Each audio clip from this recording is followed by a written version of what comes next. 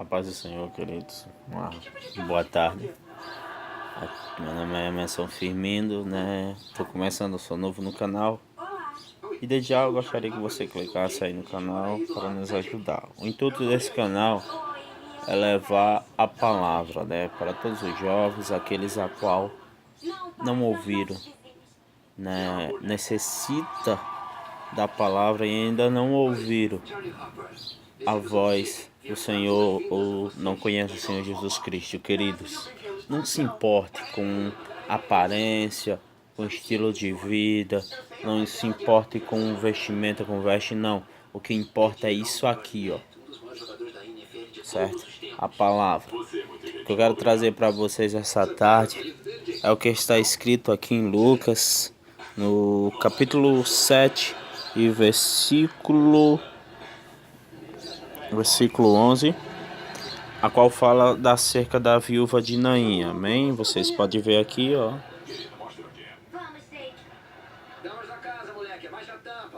A qual ia enterrar o seu único filho, queridos. Eu quero ler apenas um versículo aqui. Eu quero deixar para você que talvez está necessitado desta palavra. O termo eu quero deixar para você não é pai, não é mãe, não é casamento, nada. É algo sobrenatural que Cristo fala nesta palavra aqui. Presta atenção, eu quero ler apenas o versículo 13 do capítulo 7, versículo 11, que diz: E vendo o Senhor se compadeceu dela e disse: Não chores. Certo? Não chores. Quando ele disse aqui, não chores. É o seguinte, queridos. A Bíblia ela não vai nos deixar, Lucas ele vai nos deixar claro acerca da trajetória desta mulher aqui. Lucas ele era especialista em detalhar a história de Jesus. Ele detalhava o mínimo possível acerca de quem era Jesus e quem foi Jesus. Então, para começar o capítulo 7, o versículo 11, eu quero ir acerca da história da cidade. O que é interessante é que quando o Senhor chama Moisés e disse: Moisés, vem cá.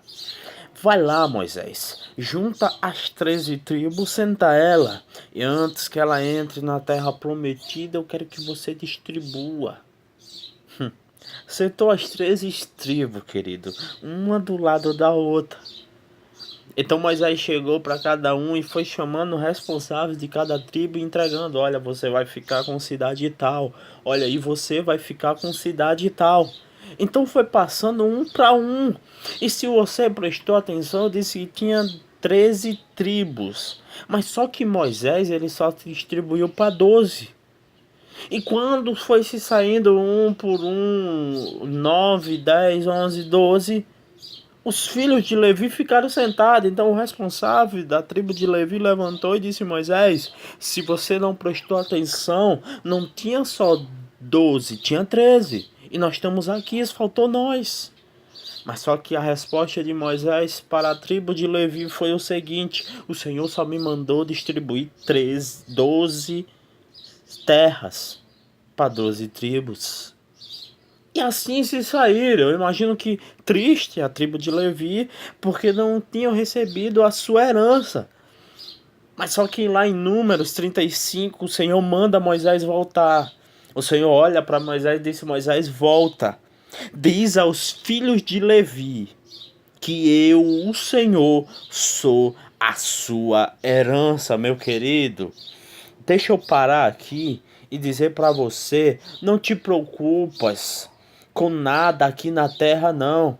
Não te preocupa se você não tem uma vida social boa. Não te preocupa se você não tem uma vida financeira boa. Não te preocupa se você não tem um mais belo carro da tua cidade. Não. O Senhor é a tua herança. Ele estava dizendo para os filhos de Levi: ei, eu sou a tua herança. Certo? Não te preocupas, querido. Se você está com a vida financeira fracassada, Se você não tem, nesse momento, talvez uma porta aberta diante de você, um socorro presente, mas tenha certeza que você tem um Deus que é sobrenatural e grande na tua vida. Então, Moisés chegou e passou isso para os filhos de Levi. Mas só que o Senhor, ele prosseguiu, ele disse, olha, Moisés, faz o seguinte, pega, se já que os filhos de Levi vão servir a mim dentro, que eu sou a herança deles, e a herança deles vai ser servir dentro da minha casa, mas eles não vão dormir lá, eles não vão ter a refeição deles lá, eles não vão repousar e descansar lá, eles vão ter que ter cidades de refúgio. Ou seja, Moisés chega para o povo e diz, olha, o Senhor mandou me dizer que a cada cidade, a cada terra que eu distribuí a vocês, vocês vão repartir com os levitas. Vocês vão dar cidades de repouso para ele. Ou seja, querido, uma dessas cidades de repouso era Naim. Raciocinou, uma das cidades do repouso do levita era Naim, ou seja, se Naim era a cidade dos levitas, se Naim era lugar de repouso do levita, tinha felicidade. Se Naim era lugar de repouso do levita, tinha alegria, tinha felicidade. Não, mas não era isso que Lucas veio deixar aqui. Lucas, ele não disse Naim estava tendo festa. E Naim, a mulher, vinha descendo com uma festa grande, não. Sabe o que Lucas ele vai nos detalhar? Lucas ele vai deixar uma história de terror. Lucas, o detalhista, ele vai direto na dor da mulher, ele não conta detalhes, ele não diz o porquê o seu esposo morreu, porquê ela estava naquela situação, da onde ela saiu, ou porquê o seu filho morreu, não, ele vai dizer, isso aí é um enterro único. Saiu um enterro do filho único de uma viúva. Ele conta a história de terror, ele conta duas dores daquela mulher. Primeiro que ela ia enterrar o seu filho, depois que ela era viúva. Dá para entender, querido? Lucas, ele deixa isso. E no versículo 11 ele disse, olha, e no dia seguinte dirigiu-se Jesus à cidade. Então Jesus ele estava em algum lugar, ou seja, Jesus estava lá em cima do monte, certo? Tinha passado a noite toda. Por quê, querido? O dia todo, Jesus ele passou evangelizando com os seus discípulos. Não repousaram em nenhum minuto, andaram na cidade da Galileia toda, evangelizando e pregando as boas novas. E pela noite, Jesus subiu ao monte com os seus discípulos para orar. E ali fizeram uma vigília grande, não dormiram, nem descansaram. E a sua trajetória que Jesus deixou para eles, disseram, olha, meus filhos, pela manhã, quando o sol raiar, nós vamos para Gadara. Logo antes ele subir ao monte, Jesus deixou isso. Nós vamos para Gadara. E querido, de Gadara, da onde eles estavam do monte, ali em volta da Galileia até a Gadara, era só você pegar uma rua direta, era como se você tivesse uma rua, certo? E aquela rua tinha 1 quilômetro, você seguisse direto, você ia para onde você quisesse. Mas só que pela manhã, Jesus, ele limpou a poeira, sacudiu a poeira, talvez pegou um caniço de água, limpou os olhos, lavou o rosto para tirar aquela aparência de cansaço, olhou para os seus discípulos e disse, filhos, eu quero ir para Naim. Bateu no coração em ir para Naim. Os discípulos não aceitaram aquilo. Os discípulos olharam para Jesus e disseram, não, Senhor, tá ficando doido. Não, Senhor, o sono tá consumindo a tua cabeça. Porque os discípulos sabiam, querido, que de Naim, que da onde eles estavam do monte até Gadara, era só pegar uma reta, era bem logo eles chegavam. Mas Jesus ele queria ir para Naim, ou seja, Jesus queria pegar 3 quilômetros a mais para depois voltar para a sua trajetória. Então eles disseram, não, o senhor está ficando doido. O senhor não pode estar batendo bem da cabeça, deve ser a fome, deve ser sono. Sabe o que Jesus falou? Jesus disse, ei, eu tenho que ir para Naim, porque alguém precisa ser consolado por mim naquele lugar. O Senhor está dizendo aqui, você está sendo consolado hoje pela minha palavra, filho. Marquei esse encontro com você aqui neste canal, usando este meu servo para dizer, eu estou aqui. Não chores. Eu vim para enxugar todas as tuas lágrimas. Ainda que ninguém acredite que é possível, eu sou Deus do impossível. Não chores. Olhe nos meus olhos. Escuta o Senhor falando dentro da tua alma. Não chores. Eu estou aqui. É tremendo, querido. Então, os discípulos não questionaram. Ele saiu e foi em direção com Jesus a Naim. E a Bíblia diz que quando Jesus entra na cidade de Naim, uma multidão já estava esperando ele, porque a notícia já correu que ele vinha. Então aquela multidão saiu atrás de Jesus.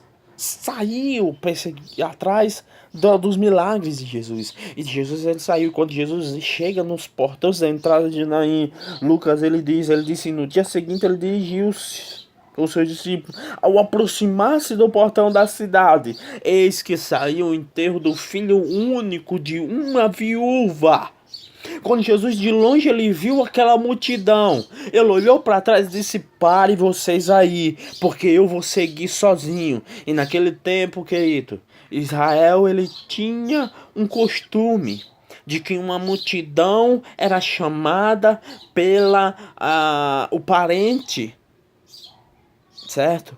Pelo parente daquele que morresse, para seguir com ela, chorando. E a cada 100 metros ela parava para entoar cânticos de louvores e se despedisse do defunto, para que o parente se despedisse. E no último 100 quilômetros, no último 100 passos, metros daquela mulher, 100 metros, ela para. E quando ela para, ela vai se despedir do seu filho. Era a segunda vez que ela estava fazendo aquilo. Era a segunda vez que ela estava passando por aquele mesmo drama. Era a segunda vez que ela dobrava os seus joelhos para despedir-se dos seus sonhos, da sua esperança. Era a segunda vez que ela sentia a dor da perca. Era a segunda vez que ela estava ali sentindo derrotada. Era a segunda vez que ela estava se sentindo abandonada. Mas era pela segunda vez que ela ia sentir o amor e o aconchego daquele que pode dar a vida. E com você não pode ser diferente. Quando ela se ajoelha ali, a lágrima começa a escorrer. Quando a lágrima começa a escorrer, querido, Jesus ele se aproxima daquela mulher. Quando ele se aproxima, ele dobra os seus joelhos. Ele dobra os seus joelhos e o seu braço envolve o ombro daquela mulher e chama para o seu peito. Jesus ele pega talvez uma toalhinha que ele carregava para enxugar o seu suor, porque em Israel tinha aquele calor danado. Ele pega aquela toalhinha talvez suja, envolve o rosto daquela mulher e disse, não chores, eu estou aqui. É a palavra do Senhor hoje para você, querido, não chores, eu estou aqui. O que você perdeu, filha, eu vim te devolver. Aí Lucas, queridos, ele vai escrever, ele disse: Jesus tocou no esquife, mas eu e você conhece o Cristo que nós temos, conhece o Deus a quem nós servimos. Ele não usa de protocolo para abençoar a mim e a você, não. Ele vai direto e arranca a tua dor. Aí Lucas, por conhecer as leis de Israel, porque era estudioso, assim como Paulo, por ser médico, ele sabia que era impuro tocar em um cadáver, assim como a lei não recomendava. Ele não quer deixar Jesus numa saia justa, então ele escreve que Jesus tocou no caixão. Mas não, imagino que Jesus tocou, abriu a mão e empurrou no peito do defunto e disse: ei, jovem, levanta-te, ressuscita, levanta-te de novo para a tua mãe. Ei, aquele jovem se levantou, tomou fôlego novamente. Jesus tomou ele pelas mãos e ele levantou, correu e abraçou a sua mãe. Eita, querido, vai chegar a bênção na tua casa e você vai se alegrar. Mas tem mais, espera aí, deixa eu te dizer, tem mais de Deus para você. Jesus, ele se levanta. Quando Jesus ele se levanta, ele vê que todo o povo está admirado. E no meio da multidão ele chama alguém e disse: vem cá, alguém aqui, vem cá. E vem um jovem. Ele disse: vai lá no cemitério, porque eu tenho uma mensagem para mandar para aqueles que lá estão. Ei, enquanto estava acontecendo aquele milagre, bem longe ali, naquele cemitério, estava dois trabalhadores, dois coveiros, um com uma pá e o outro com uma enxada. Enquanto um afofava a areia, o outro jogava fora. Enquanto um tirava a areia, as conversas dele era um com o outro, era dizendo: olha, lá vem a miserável, lá vem a amaldiçoada. Ou tu lembras que meses atrás nós enterrou seu esposo, agora nós vamos enterrar o seu filho. E eu não digo a tu que pouco tempo depois vai ser ela. Deixa eu te dizer, mal eles se calaram e alguém entrou no portão de carreira gritando: ei, para de cavar, porque quem vocês iam enterrar aí ressuscitou. Deixa eu te dizer, tem algo de Deus para você aqui. Quem estava cavando para enterrar, quem estava cavando covas para enterrar os teus sonhos, vão ter que enterrar de novo, porque hoje Deus marcou um encontro para ressuscitar os teus sonhos, a tua esperança. O Senhor está dizendo: eu ressuscito e jogo areia nas covas de volta, porque sonhos teus não vai ser enterrado. Em nome de Jesus. Pega essa palavra, querido. Enxuga as lágrimas de choro, porque quem te escolheu é fiel e bom para terminar a boa obra que ele começou. Amém? Fica com essa palavra e amanhã nós estaremos com mais algo de Deus. Em nome de Jesus. Amém.